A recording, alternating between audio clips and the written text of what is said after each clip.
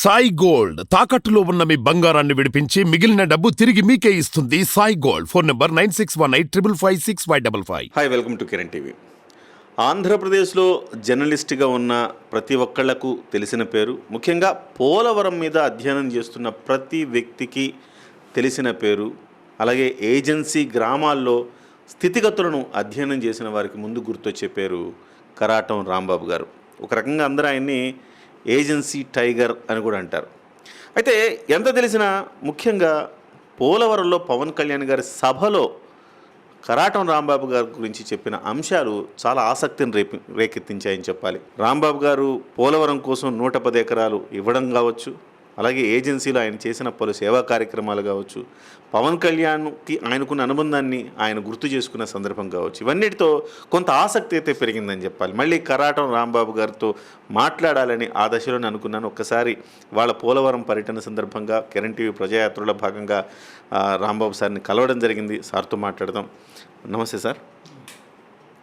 ముఖ్యంగా పోలవరం సీటు పట్టుబట్టి మీరు జనసేనకు తీసుకున్నారు అనేది నాకు వచ్చిన ఇన్ఫర్మేషను. సో ముఖ్యంగా పవన్ కళ్యాణ్ గారు కూడా అదే అంశాన్ని స్పష్టం చేశారు. సో కారణం ఏంటంటే, మొట్టమొదట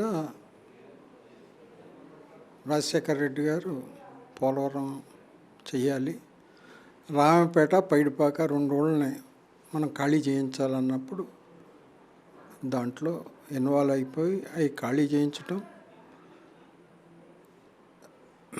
రాజశేఖర రెడ్డి గారిని దాసనారాయణరావు గారిని తీసుకొచ్చి శంకుస్థాపన చేయడం జరిగింది ఆ రోజుల్లో. అక్కడి నుంచి కొంత పని జరిగింది. అనేక ప్రాబ్లమ్స్, ప్రాజెక్ట్ అనగా మేజర్ ప్రాజెక్టు అనేక ప్రాబ్లమ్స్లో కొంత లేట్ అవ్వటం మాట వాస్తవం. ఆ తర్వాత చంద్రబాబు నాయుడు గారు మళ్ళీ ముఖ్యమంత్రి అయినప్పుడు దాన్ని ఒక 60%కి తీసుకెళ్ళాడు ఆయన. ఎందుకు పోలవరం ప్రాజెక్టు గురించి నేను చింతలపూడి పోలవరం గురించి నేను ఎందుకు ఇంత చేస్తున్నానంటే, బోల్డ్ ఇండస్ట్రీస్ వస్తాయి. శంకుస్థాపన చేసినప్పుడే 50 ఇండస్ట్రీస్కి అప్లికేషన్ పెట్టారు. రాజమండ్రి నుంచి శ్రీకాకుళం వరకు. ఓకే. లెఫ్ట్ కెనాల్లో, రైట్ కెనాల్ వచ్చి ఇక్కడ కృష్ణానదిలో పడుతుంది.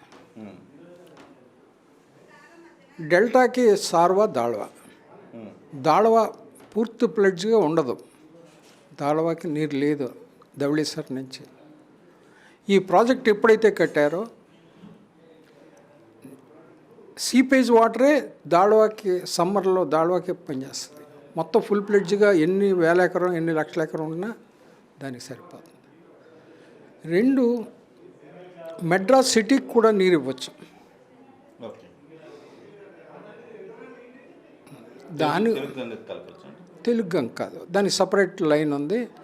అది వాట్సాప్ పెడతా, దాన్ని కొద్దిగా అనలైజ్ చేసి ఇంజనీర్స్ ఇచ్చిన ప్లాన్ అది. అదే అంటే మీరు పర్టికులర్గా పవన్ కళ్యాణ్ గారికి పోలవరం సీట్, ఆయనకున్న 21 సీట్లలో ప్రాధాన్యతగా పోలవరాన్ని తీసుకునేందుకు ఏదైనా ప్రత్యేకమైన కారణం ఉందా? ఆయన ఒకరోజు ఫోన్ చేశారు. ఫోన్ చేసి పోలవరం తీసుకుందామని అనుకుంటున్నాను, ఏంటి మీ ఒపీనియన్? మంచిదండి, తీసుకోండి. మరి మీరు యాక్టివ్గా చేస్తారా అని అడిగా. తప్పకుండా చేస్తానండి, మేము శంకుస్థాపన చేయించిందే కదా, మా పొలాలు కూడా ఇచ్చాం కదా, ఎన్నో కష్టాలు పడ్డాం, తప్పనిసరి తీసుకుంటే మీకు మోడీ గారికి ఉన్న సాన్నిధ్యంలో ప్రాజెక్టు పూర్తయిపోతుందని నాకు నమ్మకం ఉంది, అనేక మందికి ఉద్యోగ అవకాశాలు వస్తాయి, తీసుకోండి అన్నాను. ఆయన అడిగాడు.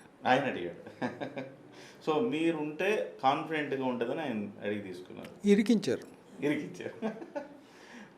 పవన్ కళ్యాణ్ గారు సభలో చెప్తూ, నన్ను కళ్యాణ్ అంటారు, నేను ఇప్పుడు కాదు చిన్నప్పుడే ఇక్కడంతా తిరిగాను, అడవుల మీద ప్రేమ. అంటే కరెక్టే. ఆయన ఇప్పుడు ఒక పార్టీకి అధ్యక్షులైన. ఇప్పుడు నేను కళ్యాణ్ అని నేను మాట్లాడటానికి అవకాశం లేదు. ఆయన చిన్నప్పుడు ఉన్నాడు, అతను 18 సంవత్సరాలప్పుడు మన ఇంటికాడే ఉన్నాడు. అప్పుడు అంటే అప్పుడు పవన్ కళ్యాణ్లో మీరు ఈ సోషల్ యాంగిల్ చూసారా? అతను చాలా మూడీగా ఎక్కడో కూర్చుని పుస్తకం చదువుతుండు. ఇవాళ ఇంత యాక్టివ్గా ఉంటున్నాడు అంటే నేనే ఆశ్చర్యపోతున్నాను. ఎందుకు పెట్టాడో పార్టీ తెలియదు నాకు. అప్పుడు అసలు ఒక మాట మాట్లాడి ఆకలి అవుతుందని కూడా అనేవాడు కాదు. బలవంతంగా తీసుకెళ్ళి భోజనం పెట్టాలి. దా బాబు భోంచేద్దాం అన్నట్టు, భోంచేద్దామండి, భోజనం ఏమి ఇష్టం, ఏం తింటావో చెప్పు నువ్వు అంటే ఏదేం పర్లేదండి. అప్పుడు కళ్యాణం, ఇప్పుడు అధ్యక్షులు మనం గౌరవించాలి. బహుశా మీరు కనీసం సినిమాల్లో కూడా వస్తారని ఊహించుండరు కదా? ఎవరు ఉంది, అప్పటికే ట్రైన్ చేశారు వైజాగ్లో, అక్కడి నుంచి ఇక్కడికి వచ్చారు. అదే ఊరిని చెప్పారు ఇలానే. ఆ తర్వాత ఇంత ఆర్టిస్ట్ అవుతాడు అనుకోలేదు. ఇంత అమ్మాయిలతో ఇంత డ్యాన్స్ చేస్తాడు, ఇంత ఆర్టిస్ట్ అయిపోతాడు, ఇంత ఫ్యాన్ ఫాలోయింగ్ ఉంటుందని నేను ఎప్పుడు అనుకోలేదు. అంతా చిరంజీవి వాళ్ళ మీదే ఉంటుందేమో అనుకున్నాం. కానీ ఇవాళ ఇతను క్రేజ్ చూస్తూ ఉంటే అయింది, నాకే ఆశ్చర్యం వేస్తుంది. నేను ఆయన నా మాట ఎత్తినప్పుడల్లా నేను వెనక్కి వెళ్ళిపోయాడిని. ఆయన నా గురించి అస్మాలు చెప్తామంటే నేను ఇంకా. సో అంటే మీకు మెగా ఫ్యామిలీతో మొదటి నుంచి అనుబంధం ఉంది? మా చిన్నాన్నగారికి బాగా అనుబంధం ఉంది. మా చిన్నాన్నగారు ఆయనకి ఎక్కువ సినిమాలు, మాకు థియేటర్స్ ఉన్నాయి కాబట్టి జంగాడలో థియేటర్స్ ఏమి ఉన్నాయి, మా చిన్నాన్నగారికి కూడా ఉన్నాయి. అనేక సినిమాలు తీశారు, మేము కోఆపరేట్ చేసాం. ఫైనల్గా ఇప్పుడు పోలవరం అనే అంశము నా చిన్నప్పటి నుంచి వింటున్నా, మా నాన్న కూడా చిన్నప్పటి నుంచి విని ఉంటాడు. కాకపోతే ఒక దశలో పోలవరాన్ని ఇంకా వస్తుందా లేదా అనుకున్నప్పుడు మీలాంటి వాళ్ళ ఇనిషియేషన్ తోటి అది ప్రారంభమైతే అయింది 2004లో. అక్కడి నుంచి ఇవాళ 20 ఏళ్ళు అయింది, అయినప్పటికీ ప్రారంభం కాలే. ప్రతి ప్రభుత్వము డెడ్ లైన్ పెడుతుంది, అవ్వదు. 2 ఏళ్ళు 4 ఏళ్ళు ముందుకెళ్తూనే ఉంది. అసలు ఎక్కడ సమస్య ఉంది? ఎందుకు పోలవరం ఇంత డిలే అవుతుంది? ఇది నా చిన్నప్పుడు మా చిన్నాన్నగారు కరాటం బాబురావు గారు ఎమ్మెల్యే ఈ పోలవరం కాన్స్టిట్యున్సీ మొట్టమొదటి. ఆయన టైంలో ఒకసారి శంకుస్థాపన చేశారు. తర్వాత చాలా ఏళ్ళు అయిపోయింది, ఇక దీన్ని మర్చిపోయారు. మళ్ళీ రాజశేఖర రెడ్డి గారు వచ్చి దీన్ని చేద్దాం అని నన్ను పిలిచి, ఏంటి పరిస్థితులు ఏంటంటే ఓకే చేద్దామండి అని అంటే, అప్పటి నుంచి ఇది స్టార్ట్ చేసి ఎన్నో కష్టాలు, కమిటీలు రావటం, 4 o'clock early hours 4 o'clock 5 o'clock phone చేసేవారు, కమిటీ వస్తుంది, ఫ్లైట్ దిగుతున్నారు రాజమండ్రి, ఒక 1000 మందిని రోడ్డు మీదకి, 1000 మందిని మేము వి వాంట్ పోలవరం ప్రాజెక్ట్ అని పెట్టేవాళ్ళం అక్కడ. ఆ కమిటీలు వచ్చినప్పుడల్లా ఇది వాళ్ళు ఏమనుకున్నారు, వద్దంటాక పెట్టినారేమో అనుకున్నారు, ప్రాజెక్ట్ కట్టాకి వెళ్ళేదని పెట్టినారేమో అని వాళ్ళు అనుకుని బోర్డులు చూశాక వాళ్ళు యాక్సెప్ట్ చేశారు. పర్మిషన్స్ అన్నీ వచ్చాక మళ్ళీ land to land, R&R package, land to land, ఈ ప్రాబ్లం వచ్చింది. ఆయన నాకు ఫోన్ చేసి రమ్మంటే వెళ్ళాను. వెళ్తే ఆయన ఇలా వచ్చింది ప్రాబ్లం, R&R ఇలా చెయ్యాలి, ఇచ్చేద్దాం అన్నాను. ఎవరో ముందుకు రాలేదు, ఎక్కడికి వచ్చాక 25,000 కవులు ఉంది అప్పుడు, పెద్ద మొత్తం. 2005లో 6లో చాలా 25,000. వర్జీనియా టొబాగోస్ కమర్షియల్ క్రాప్స్ అన్నీ, బోల్ నీరు ఉంది. ఎవరో ముందుకు రాకపోయేటప్పటికి అప్పుడు నేను ఆయనకు ఫోన్ చేస్తే నాకు తెలియదు, నేను స్టేట్మెంట్ ఇచ్చాను అన్నాడు. అప్పుడు ముందు ఇచ్చేసాను, పొలం ఇచ్చేసి మాది అట్లా జరిగింది. ఆ తర్వాత 1,500 ఎకరం ఎక్వైరీ చేసాం. అయితే ఇప్పుడు కాళేశ్వరం కూడా గోదావరి మీద నిర్మించారు, అది కూడా పెద్ద ప్రాజెక్టు. కానీ కొంతమంది అంటూ ఉంటారు కాళేశ్వరం అంత ఫాస్ట్గా అవ్వటానికి రీజన్ ఏంటి, పోలవరం ఇంత డిలే అవ్వటానికి కారణం ఏంటి? సో దానికి దీనికి ఏమైనా కంపారిజన్ చూడొచ్చా మనం? అది మామూలు చిన్నదే అండి. ఇది 48 గేట్స్, 220 టీఎంసీ నీరు ఉంటుంది ఇక్కడ. 70 టీఎంస్ వాడుకోవచ్చు. మేజర్ ప్రాజెక్ట్ చైనాలో ఉంది, ఆ తర్వాత ఎక్కడ ఉంది. అదే థర్మల్ పవర్ 9 మెగావాట్స్. భారతదేశంలో ఇదే అతిపెద్ద ప్రాజెక్ట్ కాబోతుంది. మనకి ఏషియాలోనే పెద్ద ప్రాజెక్ట్. చైనాది 46, ఇది 48. ఇంకోటి చేపలు, ఇటు నుంచి అటు చేపలు వెళ్ళటానికి, అటు నుంచి ఇటు చేపలు రావటానికి కూడా విసులుపాటు. లాంచ్ యువతల నుంచి అవతలకి వెళ్ళిపోతుంది ప్రాజెక్టుల నుంచి, ఆ సిస్టమ్ కూడా. ఇప్పుడు మీరు పోలవరం ఒకవేళ గెలిస్తే, పవన్ కళ్యాణ్ గారి పార్టీ అయిన జనసేన గెలిస్తే, పోలవరం ఈ 5 ఏళ్లలో కంప్లీట్ అయ్యే అవకాశం ఉందా? 2.5 సంవత్సరాల్లో అవుద్ది. ఆయన మోడీ గారు, పవన్ కళ్యాణ్ తలుచుకుని, చంద్రబాబు నాయుడు గారు తలుచుకుంటే ఓన్లీ R&Rఏ. పోలవరం ప్రాజెక్ట్ పూర్తయిపోయింది, R&R అవ్వాలి. ల్యాండ్ టు ల్యాండ్, వాళ్ళకి ఇవ్వాల్సిన స్కీమ్స్, వాళ్ళకి ఇవ్వాల్సిన హౌసింగ్, 1,60,000 మంది జనం బయటికి రావాలి. అంతేగాని ప్రాజెక్ట్ ఎక్కడ కట్టారు? బయట కట్టారు. రివర్ మామూలుగా వెళ్ళిపోతుంది, అది క్లోజ్ చేస్తే స్టాగ్నెంట్ అయిపోతుంది. అంటే ఎన్విరాన్మెంట్ ప్రాబ్లం కూడా చాలా వచ్చినాయి. దానికి ఇక్కడున్న చుట్టుపక్కల రెవెన్యూ హిల్స్ అన్నీ కూడా ఎన్విరాన్మెంట్కి, వరల్డ్ హెల్త్ ఆర్గనైజేషన్కి వాళ్ళ అబ్జెక్షన్ ఉంటే అది కూడా చేశారు అప్పుడు. ఇప్పుడు ఇంత పెద్ద ప్రాజెక్ట్ కాబట్టి ఇంత డిలే అవ్వడం అనేది, ఇన్ని 20 ఏళ్ళు డిలే అవ్వడం అనేది సహజమైన ప్రక్రియ అని అంటారా, లేకపోతే ప్రభుత్వాల వైఫల్యం ఉందని అంటారా, లేకపోతే ఏదైనా ఇంకా టెక్నికల్ రీజన్స్ ఉన్నాయా? మీరు ఇప్పుడు టెక్నాలజీ పెరిగింది, కాదంటలేదు. మీరు ధవళేశ్వరం కూడా ఎన్నో సంవత్సరాలు పట్టిందని అన్నారు, ఒక పుస్తకం ఏదో ఉంది. అనేక ప్రాబ్లమ్స్ ఉంటాయి, ఎన్నో వేల ఎకరం మునిగిపోతుంది, ఏదో అబ్జెక్షన్ ఉంటుంది. కాబట్టి సహజమే అంటారు, ప్రభుత్వాలు ఫెయిల్యూర్ కాదు. ప్రభుత్వాలు ఫెయిల్యూర్ అంటే ఫండ్స్ డైవర్ట్. వైసీపీ తెలుగుదేశం ప్రభుత్వం వచ్చినప్పుడు 2018కి కంప్లీట్ చేస్తామని చెప్పింది, చేయలేకపోయింది. వైసీపీ వచ్చి 2021 అని చెప్పింది, చేయలేకపోయింది.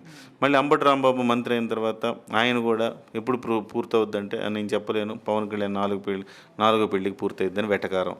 సో అనిల్ కుమార్ యాదవ్ అంతకుముందు వెటకారం. సో ఇట్లా సీరియస్నెస్ ఏమన్నా కొరబడిందని భావించవచ్చా? వెటకారం అని మీరే అన్నారు కదా, వెటకారం అని మీరే నోటీస్ చేశారు కదా మీడియా వాళ్ళు. నేనేం చెప్పేది ఏముంది? అసలు ఒక పరిపాలిస్తున్నామంటే మేము ఎప్పుడూ సంతోషంగా ఉండకూడదు, మాకు ఎప్పుడు ట్రబుల్స్ ఉంటాయి. కానీ జనం ఆనందంగా ఉండాలి, అప్పుడు అది పరిపాలన. కానీ మనం కాలు మీద కాలు వేసుకుని ఇంటర్వ్యూలు ఇచ్చి వాళ్ళు ఏడుస్తూ ఉంటే, ఇప్పుడు మీకు తెలుసో లేదు, మీరు తిరిగారు కదా, వాళ్ళందరూ సంతోషంగా ఉన్నారా? మరి ఎవరి వైఫల్యం? గవర్నమెంట్ వైఫల్యమే. మీ వైఫల్యం కూడా ఉంది. మీడియా వైఫల్యం కూడా ఉందా? మీడియా పొగుడుతారేంటి? ఎక్కడ ప్రాబ్లం ఉందో, ఈ సమస్య ఉందో మీడియా చెయ్యాలి, ఫోకస్ చేయాలి. మీడియా బాధ్యతే అది, వాస్తవం. బాధ్యత అది. మీరు కూడా యాడ్లకి వాటికి వీటికి ఆఫ్ ద ప్రెస్ ఏదో ఏం చెప్తాం, మీకు అన్నీ తెలిసిన ఇదే కదా. ఓకే. సో ఇప్పుడు పోలవరంలో బాలరాజు గారి గెలుపు కోసం మీరు 73 ఏళ్ల వయసులో కూడా మొత్తం ప్రతి ఊరు ప్రతి గ్రామం తిరిగి భుజాన వేసుకుని ప్రయత్నం చేస్తూ ఉన్నారు. సో ఎట్లా అనిపిస్తుంది ప్రజల నుంచి స్పందన? నేను బేసిక్గా కమ్యూనిస్ట్ పార్టీ నుంచి వచ్చా, తర్వాత కాంగ్రెస్లో ఉన్నా. నాకు రెండో ఆలోచన లేదు, పార్టీలకి ఇట్లా సంబంధం లేదు. ఎవరైతే అభివృద్ధి చేస్తారో వాళ్ళకి నేను సపోర్ట్ చేశాను. అలాగే పోలవరం కడతాన వాళ్ళకి ఉద్దేశం ఉంది కాబట్టి నేను సపోర్ట్ చేస్తున్నాను. అంతే. ఈ కాజ్ మీరు ఇంత గట్టిగా సపోర్ట్ చేయడానికి కాజ్ కేవలం పోలవరమే. పోలవరం చింతలపూడి ఒకటి ఉంది, అది కూడా నేను శాంక్షన్ చేయించాను. ఓకే. నేను చింతలపూడి మాకేమీ పోలవరం ప్రాజెక్టు వల్ల మా ప్లాంట్కి ఏ ఉపకారం లేదు, చింతలపూడి వల్ల ఉపకారం ఉంది. కొబాడ్ అవుట్ఫాల్స్ వల్ల ఉపకారం ఉంది, పోగొండ రిజర్వాయర్ వల్ల ఉపకారం ఉంది. అప్పుడు ఇవన్నీ శాంక్షన్ చేశాడు ఆయన. నేను ఏ లెటర్లు పట్టుకెళ్ళా, నా వాయిస్ ఆయన వాయిస్ జీవో అంతే. ఏది చేసినా అలాగే చేశాను. రాజశేఖర రెడ్డి గారి హయాంలోనా? ఎందుకంటే నేను మరి పోలవరం మొదలెట్టించాను కదా. అంటే రాజశేఖర రెడ్డి గారు ఆ విషయంలో మనం రాజశేఖర రెడ్డి గారిని మెచ్చుకోవచ్చు. ఎందుకంటే అప్పటి వరకు కొంత ఇబ్బంది ఉన్నప్పుడు జలయజ్ఞం అనే పేరుతోటి ఆయన చేసింది, కోర్స్ దాన్ని ధనయజ్ఞం అని కూడా కొంతమంది ఆరోపణ చేయవచ్చు. మీరు దగ్గరగా చూశారు కాబట్టి మీ అభిప్రాయం ఏంటి? అంటే ఒక్కసారి అన్ని మొదలెట్టడం వల్ల కొన్ని ఇబ్బందులు ఉన్నాయి. అంత కాంట్రవర్సీకి ఇప్పుడు ఆయన లేరు, అంత కాంట్రవర్సీకి వెళ్ళవలసిన పని లేదు. ఆ విషయాలు కూడా నాకు తెలియవు. నాకు ఎంతసేపు మా పోలవరం చింతలపూడి తప్ప నాకు రెండో ఆలోచన లేదు. ఇప్పుడు ఆయన అసలు నాకు రాజకీయంతో సంబంధం లేదు, రెండే అంశాలు. మా రైతులు, నేను సెంట్రల్ బ్యాంక్ చైర్మన్ చేశాను కదా, మా రైతుల కష్టసుఖాలు. ఆయనకి ఆయన కొడుక్కి ఏంటి డిఫరెన్స్ చూస్తున్నారు సార్ మీరు? డిఫరెన్స్ పరిపాలనలో, ప్రజలతో మమేకం అవడంలో, లేకపోతే ప్రజల గురించి ఆలోచించడంలో. అతను ఓదార్పు యాత్ర ఇంటికాడి నుంచి మొదలెట్టాడు. జగన్ చేశారు, అయిపోయాక సపరేట్ పార్టీ పెట్టారు. ఆయన ఏదైనా సరే అందరికి ఇంటర్వ్యూ ఇచ్చాడు, ప్రతి ఎమ్మెల్యే వచ్చాడు, వాళ్ళ కష్టసుఖాలు చెప్పుకున్నారు, వాళ్ళకి శాంక్షన్స్ ఇచ్చేవాడు. మరి ఈయన ఎవరిని కలవట్లేదు. ఇప్పుడు సంక్షేమం అభివృద్ధి సమానంగా వెళ్ళాలి. అభివృద్ధిని పేపర్లో పబ్లిసిటీ చేయాలి, సంక్షేమాన్ని పబ్లిసిటీ చేయకూడదు. అది మా డబ్బు, మా డబ్బుకి ఏదో ఇచ్చి ఫోకస్ చేయటం న్యాయం కాదు. అది గొప్ప మాట సార్. ఎందుకంటే నేను ఈ కోణంలో ఈ మాట నేను చాలా లాజికల్గా చెప్పాను, అందుకే నాకు నచ్చింది. అదే నేను ఆలోచించాను, ఏంటి ఈ ఫోకస్ ఏంటి, రోజు పేపర్లో యాడ్లు ఏంటి, ఎవరిదే డబ్బు, మనం ఇది కట్టామా, ఇది పూర్తి చేసామా, ఈ రోడ్డు వేసామా, ఈ ప్రజలు ఇప్పుడు రోడ్డు బాగుంటే స్కూల్కి వెళ్ళిన పిల్లోడు బస్సులో 5ంటికి వస్తాడు, 5 నుంచి 6:30 వరకు ఆడుకుంటాడు. తల్లి 6:30 స్నానం చేయించి భోజనం పెడుతుంది, కొంచెంసేపు చదివిస్తుంది, పడుకోబెడుతుంది. ఈ రోడ్డు ఎప్పుడైతే బాగోలేదో, రోడ్డు కార్లు ఉన్నవాడికి మోటార్ సైకిల్ ఉన్నవాడికే కాదు, రోడ్డు ఎప్పుడైతే బాగోలేదో ఆడు 6:30కు వస్తాడు. 6:30కు వచ్చాక తల్లి ఏం చేస్తే గబ్బా భోజనం పెట్టేసి పడుకోబెడతాయి. ఆడు అలసిపోయి ఉంటాడు. ఎప్పుడైతే పిల్లోడికి ఆటలు ఆడుకునే అవకాశం లేదో ఒక 20 ఏళ్ళకి షుగర్ వస్తుంది. వాడి జీవితం అక్కడి నుంచి నాశనం అయిపోతుంది. రోడ్డు ఎందుకు మాకెందుకు అంటారు. ఇది ఉచితాలు తీసుకున్నప్పుడు మాకు రోడ్డు ఎందుకు అంటారు. నేను అడిగాను, క్వశ్చన్ చేశాను, ఏమ్మా నీ పిల్లోడు ఎన్నింటికి వస్తున్నాడని క్వశ్చన్ చేశాను చాలామందిని. 6:30 7 అయిపోతుందని. మరి ఏం చేస్తున్నాను? అప్పుడు గబవాడికి భోజనం పెట్టి పడుకోబెడుతున్నాను, తెల్లరగట్ల లేసి మళ్ళీ క్యారేజ్ అవుతున్నాను, మళ్ళీ బస్సుకు వెళ్ళేటప్పటికి ఏ టైం అవుతుంది. మరి నీ కుర్రోడు వచ్చే వరకు నీకు భయంగా ఉంటుంది కదా. అవునండి, మేము గుర్తించలేదండి, మోటార్ సైకిల్ కార్లు ఉన్న వాళ్ళకే రోడ్డు అనుకున్నాం, ఆలోచించలేదండి.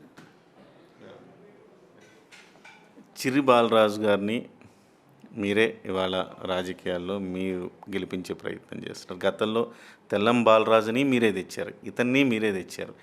ఏంటి ఇద్దరు బాలరాజుల్లో మీరు చూసిన డిఫరెన్స్ ఏంటి? ఇవాళ మీరు బాలరాజుని గెలిపించాల్సిన అవసరం ఏ రకంగా ఉందని చెప్తారు?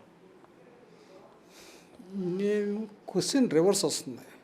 నేను ముందే చెప్పాను, ఇక్కడ సమెక్స్ ఎవరు తెలుగుదేశానికి వచ్చినా ఇలాగే సపోర్ట్ చేస్తున్నాను. ఇంటికాడి నుంచి కదలకుండా చేద్దాం అనుకున్నాను. కాకపోతే కంపల్సరీగా ఈ అందరూ పట్టుపట్టిందనో నేను వెళ్ళటం మాట వాస్తవమే. వెళ్ళిన వెంటనే లెటర్ చేతిలో ఇచ్చాడు.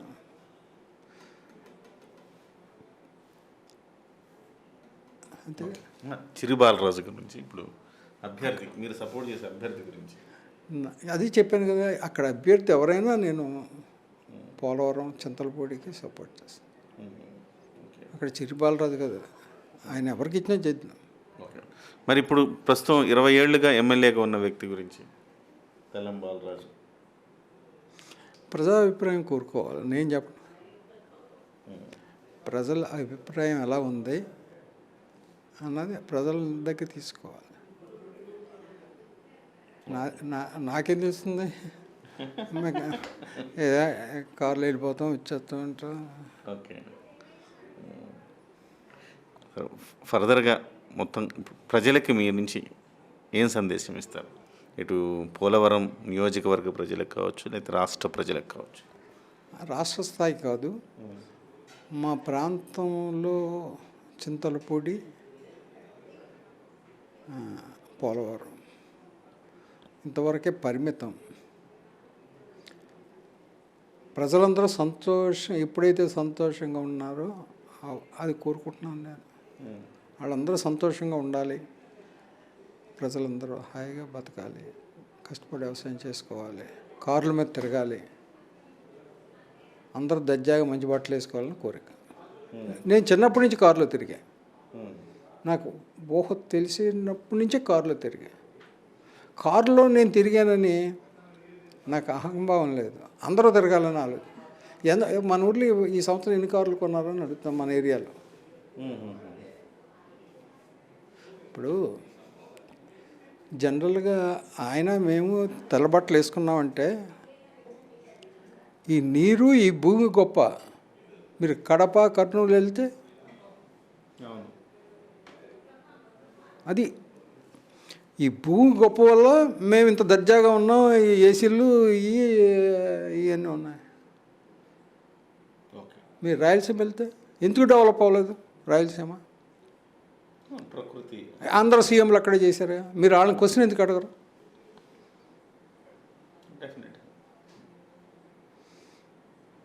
ఇది రాయలసీమకి వెళ్ళిపోద్ది వాటర్, పోలవరం వాటర్.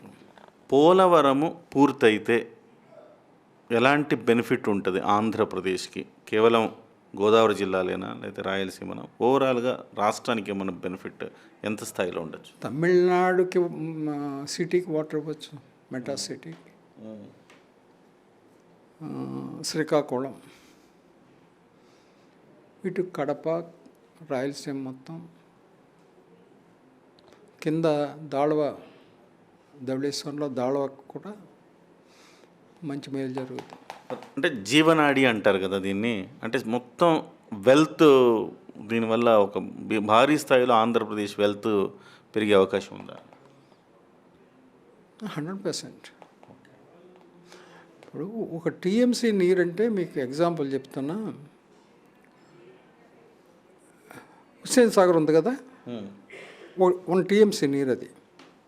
ఓహో, ఇలాంటిది 220 టీఎంసీ ఉంటుంది. My God. అంత అవైలబిలిటీకి వస్తుంది. సార్ ఇప్పుడు ఈరోజు రాజకీయం మీరు దాదాపు మీ చిన్నాన్నగారు హయాం నుంచి మీరు రాజకీయాలు చూస్తూ ఉన్నారు. ఇవాళ రాజకీయాలను చూస్తే మీకు ఏమనిపిస్తుంది? ముఖ్యంగా పవన్ కళ్యాణ్ గారిని మీరు చిన్నప్పటి నుంచి చూస్తున్న వ్యక్తి. పవన్ కళ్యాణ్ లాంటి వ్యక్తి ఇవాళ రాజకీయాల్లో ఇమ్మడగలుగుతారా? ఎంతసేపటికైనా ఒక ముక్కుసూటితనం కావచ్చు, నిజాయితీ కావచ్చు, ఇట్లాంటివి ఉన్నప్పుడు ఇమ్మడగలుగుతారు. ఎందుకంటే వాళ్ళ అన్నయ్య గారు ఇమ్మడలేక వెళ్ళిపోయారు. ఇప్పుడు ఈయన కూడా చూస్తున్నారు కదా, ఏంటి మీ అభిప్రాయం? మొట్టమొదట తను పార్టీ ఫ్లోట్ చేసినప్పుడు ఇమడు లేడని అనుకున్నా.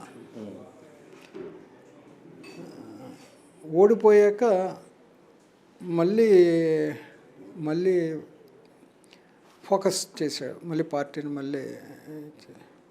ఇప్పుడు నాకేమనిపించిందంటే, నిన్న చూశాక, ఈ మధ్యన చూశాక, రేగికాయ ఉంటుంది కదా, రేగిపండు పైన మెత్తగా ఉంటుంది, గింజను కొరకలేడు, అలా తయారైపోయాడు. అంతేనా? గింజను కొరక చూడండి మీరు, కొరకలేము, పైన తినేస్తాం. ప్రతి ఓడు పైన తినేద్దాం అనుకుంటున్నాడు, ఆ గింజ అలా అయిపోయాడు. లోపల అంత స్ట్రాంగ్ ఉంది చాలా. రాజకీయంలో మెమరీ చాలా ఇంపార్టెంట్. మనిషిని గుర్తుపట్టాలి. పడతారా సరైన? చాలా షైన్ అయిపోయాడు ఆయన. చంద్రబాబు నాయుడు అయితే ఆయన సీనియారిటీ అది దాని మీద ప్రతి ఒడిని పేరు పిలుస్తాడు. Okay okay. సో ఫైనల్గా చాలామంది కోరుకునేది పవన్ కళ్యాణ్ గారు ఏదో ఒక రోజుకి ముఖ్యమంత్రి అవ్వాలని. ఆ కళ సాకారం అయ్యే అవకాశం ఉంది. ఆయన చూసి మీకు అనిపిస్తుందా? అంత వ్యూహ చతురత, రాజకీయ చతురత ఉన్నాయా? అంటే మంచి టైంలో ఎన్టీ రామారావు గారు పార్టీ పెట్టారు. కాంగ్రెస్ చాలా వీక్గా ఉన్నప్పుడు ఆయన పార్టీ పెట్టారు. పార్టీ పెట్టాక ఆ పార్టీని కొంత మైనస్లోకి వెళ్ళిపోతా ఉంటే ఈయన టేక్ ఓవర్ చేశాడు. ఆర్ఎస్ఎస్కి ఎటువంటి క్యాడర్ అయితే ఉందో అలాంటి క్యాడర్ తెలుగుదేశానికి ఉంది. ఏ పార్టీకి లేదు అలాగా. ఇండియాలో ఆర్ఎస్ఎస్ తర్వాత తెలుగుదేశానికి ఆ క్యాడర్ ఉంది. అందుకే పార్టీ బతికింది. ఓడిపోయినా మళ్ళీ క్యాడర్ వల్లే బతికింది. చంద్రబాబు నాయుడు గారు వాళ్ళు బతకలే. నా క్వశ్చన్కి ముఖ్యమంత్రి అవుతాడా పవన్ కళ్యాణ్ భవిష్యత్తులో?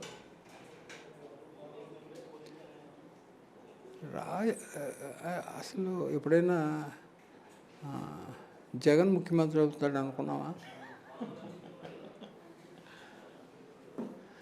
ఏం చెప్పలేము ఈ రాజకీయాల్లో. ఒక్క విషయం నేను చెప్పగలను, 500 రూపాయల నోటు బ్యాన్ చేస్తే మట్టుకి మంచి రాజకీయాలు వస్తాయి. ఓకే, ఇప్పటికే 2500 నోటు బ్యాన్ చేసి 1000 తెస్తారు కదా వీళ్ళు. 500 నోటు బ్యాన్ చేసినా 1000 తెస్తారు కదా. ఇప్పుడు ఇంతకుముందు 2000 నోటు తెచ్చారు, దాన్ని బ్యాన్ చేశారు. ఇప్పుడు మనకి ఒక అట్ట మొక్కతో డబ్బు అయిపోయింది మనకి. ఒక అట్ట మొక్క, కొబ్బరి బొండం తాగితే ఒక సెల్. Okay okay. సో మొత్తం డిజిటల్ అయిపోవాలి. డిజిటల్ అయిపోద్ది. ఇక డబ్బుతో పని అంటే క్యాష్ తోటి. ఇవాళ మీకు ఈ డిజిటల్ లేకపోతే బ్యాంక్స్ పడతాయా? బ్యాంకులోకి వెళ్ళి డబ్బు తెచ్చుకోగలమా? అవును. ఇప్పుడు డబ్బు రాజకీయాన్ని ఎంతవరకు శాసిస్తోంది? ఇవాళ మొత్తం డబ్బు మయమైపోయింది కదా. 50 కోట్లు ఉన్నాయా, ఉంటేనే నీకు టికెట్ అంటున్నారు. చివరికి జీరో బడ్జెట్ పాలిటిక్స్ అంటే పెద్దగా డబ్బు లేకుండా, డబ్బు పంచకుండా రాజకీయం చేద్దామని వచ్చిన పవన్ కళ్యాణ్ కూడా ఆ విషయంలో నేనేమి మీకు రిస్ట్రిక్షన్ పెట్టను, మీ ఇష్టం, అది మీ వ్యక్తిగతం అనే పరిస్థితికి వచ్చాడంటే డబ్బు రాజకీయాన్ని బాగా శాసిస్తోందనే అర్థం కదా. ఇప్పుడు క్యాండిడేట్ని పెట్టాలంటే ప్రజలు నిర్ణయిస్తున్నారు, ఆడి దగ్గర డబ్బు ఉందా లేదా. బాబాయ్ ఈ క్యాండిడేట్ పని చేయడం అంటున్నారు ప్రజలు. ఓకే లీడర్స్ వాళ్ళు కాదు, ప్రజలే. ఓకే, సో తప్పదంటారు. అన్నం డబ్బు శాసిస్తుందని అంగీకరిస్తారు కదా మరి. అనే అన్నం అలా నడుస్తుంది వ్యవస్థ, అంతేగాని నేను మారుద్దంటారా మీరు అంటున్న డిజిటలైజ్ పూర్తిగా అయితే? 2 పార్టీ సిస్టంలో అయితే మారుద్ది. 2 పార్టీ సిస్టమ్. అదే ఏజెన్సీలో మీరు ఎక్కడ చూసినా, ఇంతకుముందు బాలరాజు గారిని ఇంటర్వ్యూ చేశాను, ఎక్కడ చూసినా ప్రతి గ్రామంలో మీరు విద్యా సంస్థలు కావచ్చు, వైద్య సంస్థలు కావచ్చు, ఇవన్నీ ఏర్పాటు చేశారని చెప్తూ వస్తున్నారు ఎవరిని అడిగినా. బయట పబ్లిక్ కూడా రాంబాబు గారు ఏం చెప్తే అదే చేస్తాం అంటున్నారు. సో ముఖ్యంగా ఏజెన్సీ టైగర్ అని ఎట్లా వచ్చింది మీకు పేరు? అది చాలామందికి చెప్తున్నాను నేను. నాకు ఆ మాట అన్నప్పుడల్లా సిగ్గేస్తూ ఉంటుంది. ఏం జరిగిందంటే ఏదో ఒక ఊరు వెళ్తే ఆ ఊళ్ళో జనం ఏంటంటే రోడ్ లేదు, మాకేం లేదు, మేము బయటికి రావాలంటే పెళ్లి సంబంధాలకు కూడా పిల్లలు మా ఊర్లో ఇవ్వట్లేదు అని మాట్లాడి రోడ్డు వేసాకే మీ ఊరు వస్తా అని చెప్పి అలా రోడ్డు వేసాక వాళ్ళు ఊరు వెళ్ళేవాడిని. ఇలాగ కొన్ని రోడ్లు వేసి ఇలాగ జరుగుతూ ఉంటే కొన్ని అంటే ఒక మీటింగ్లో ఎవరన్నారో ఇలా అన్నారు. ఓకే, అంతే తప్ప అది అంటే ఎలాగైతే పెద్ద పులి వేటాడి పట్టుకుంటుందో ఆ ఫీల్ తీసుకొచ్చేసి అనేసారు. అన్న కాడి నుంచి ఇది అందరూ పట్టుకున్నారు. అంతేగాని నాకు ఇది అనిపించుకోవాలని కానీ, నాకు అన్ని కులాల్లో స్నేహితులు ఉన్నారు. నా స్నేహితులు అంటే చాలా ఇష్టం, వాళ్ళతోటే ఎక్కువ ఉంటాను. ఈ జిల్లా అంతా చుట్టాలు, ఈ జిల్లా అంతా స్నేహితులు ఉన్నారు. అలాగే ఈస్ట్ గోదావరిలో జగమంత కుటుంబం. అంటే ఈ రోడ్లు అంటే ప్రభుత్వాలు ఫెయిల్ అయినాయి రోడ్లు వేయడంలో, ఇక మీరు ఇనిషియేషన్ తీసుకోవాల్సి వచ్చిందా? అసలు అభివృద్ధి పోయింది కదా. మీకు అదే చెప్పాను కదా, సంక్షేమం అభివృద్ధి రెండు. మీరు ఇప్పుడు కాదు కదా, ఎప్పటి నుంచో రోడ్లు వేయడం ఇవన్నీ కూడా మీరు ఎప్పటి నుంచో చేస్తూనే ఉన్నారు కదా. అని చేస్తున్నాం, అవన్నీ పోయినాయి. ఇప్పుడు ఆ 15 సంవత్సరాల నాడు వేసిన రోడ్లే ఇప్పుడు మట్టి రోడ్లు అయిపోయినాయి. మళ్ళీ ఏ రకమైన ఫెసిలిటీస్ వాళ్ళకి లేవు.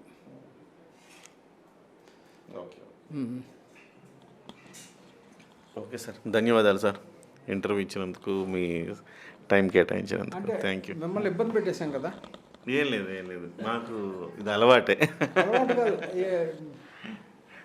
మీ వెంట తిరిగాము, మీరు గ్రామాలను ఎలా పర్యటిస్తున్నారు, గ్రామాల్లో ఎవరెవరితో ఎట్లా మమేకమవుతున్నారు అన్నీ చూశాను నేను ప్రత్యక్షంగా. మీతో పాటు కలిసి తిరిగే ఒక అదృష్టం వచ్చింది. మీకు ప్రజలకు మధ్య ఎంత అనుబంధం ఉంది అనేది నేను కళ్ళారా చూశాను. మీ పట్ల ఎంత మమకారంగా అందరూ వస్తున్నారు, పెద్ద పెద్ద ఫ్యామిలీస్ అంతా కూడా మీతో ర్యాలీ అవుతూ ఉన్నాయి. సో ఇవంతా చూసిన తర్వాత ఓకే, ఎందుకు మీరు గ్రామాల్లోకి వస్తున్నారు, బాలరాజు గారిని గెలిపించడం కోసం మీరు స్వయంగా గ్రామాల బాట ఎందుకు పట్టారనేది నేను ఇవన్నీ చూసిన తర్వాత ఇవాళ నా అనుభవంలో నాకు అర్థమైంది. ఇప్పుడు మనం తిరిగి వచ్చాం. ఇక్కడ ఇంటిల్లపాది మా వాళ్ళు భోజనం పెట్టారు, అందరూ వచ్చేసి భోజనం పెట్టారు. అభిమానం, అంతకన్నా ఇంకేం కావాలి. అంతే అంతే. ఇప్పుడు నాకు అన్ని ఫెసిలిటీస్ ఉన్నాయి. నాకు కార్లు అంటే సరదా, అన్ని రకాల కార్లు ఉంటాయి. ఎన్ని కార్లు కొన్నారు సార్ ఇప్పుడు మీ కెరీర్లో మొత్తం ఇప్పటి వరకు? చాలా కార్లు కొన్నాను. ఫ్యాషనా మీకు? కొత్త కారు మార్కెట్లో రాయని కొంటారా? అలా నేను కాదు, ఎక్కువగా చిన్నప్పటి నుంచి కారులో తిరిగిన మూలనే మా నాన్నగారు చిన్నప్పుడు కొంతకాలం ఇక్కడే ఉండేది. రోడ్డు లేకపోతే ఇక్కడే పెట్టేసి బండి మీద వెళ్ళేవాళ్ళం, చిన్నప్పుడు తీసుకెళ్ళేవాళ్ళం. మా అమ్మమ్మ గారు ఊరు భీమవరం. అంటే ఏకకాలంలో 4-5 కార్లు వాడతారా, లేకపోతే ఒక కారు తీసేసిన తర్వాత ఇంకొక కారు, మీకు కొన్ని రోజులు వాడిన తర్వాత ఇంకొక కొత్త కారుకి అట్లా వెళ్తుంటారు?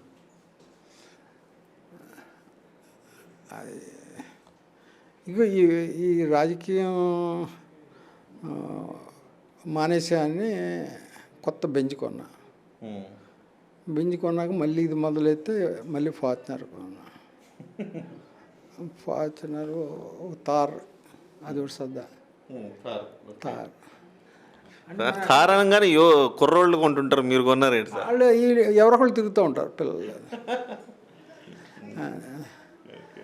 హాల్గాడ్, సినిమా హాల్గాడ్ పెట్టి ఉంటుంది సరదా, అంతే తప్ప. అంటే నాలాగా అందరూ తిరగాలని. Okay, great sir. నేను నేను నేను ఎవరితో మాట్లాడినా ఆ కారు దిగిపోయి వాళ్ళ కారు ఎక్కి వెళ్ళిపోతూ ఉంటాను. అంతేనా? వాళ్ళు ఏదో చెప్తూ ఉంటారు, వినుకుంటా దిగిపోయి. Right sir, thank you very much sir, thank you very much.